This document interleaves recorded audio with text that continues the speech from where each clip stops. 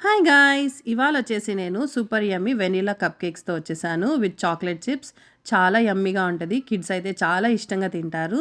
So, మనం రెసిపీలోకి వెళ్ళిపోదాం రండి. సో, దీనికోసం ముందుగా మనము 3 ఎగ్స్ తీసుకోవాలి. ఆయిల్ వచ్చేసి 3/4 కప్ అండ్ మిల్క్ కూడా 3/4 కప్ వేసుకోవాలి. తర్వాత 1 టేబుల్ స్పూన్ వెనిలా ఎసెన్స్ వేసుకొని ఒకసారి బాగా బీట్ చేసుకోవాలి.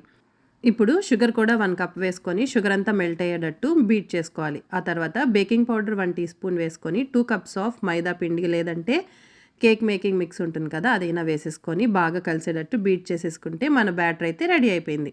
ఇప్పుడు ఇవన్నీ కూడాను నేను ఇలాగా కప్ కేక్స్‌లోకి వేసేసుకున్నాను.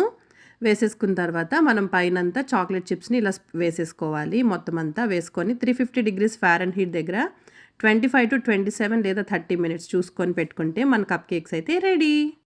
అండ్ వీడియో నచ్చినట్టయితే లైక్ అండ్ సబ్స్క్రైబ్ చేసుకోండి. బాయ్.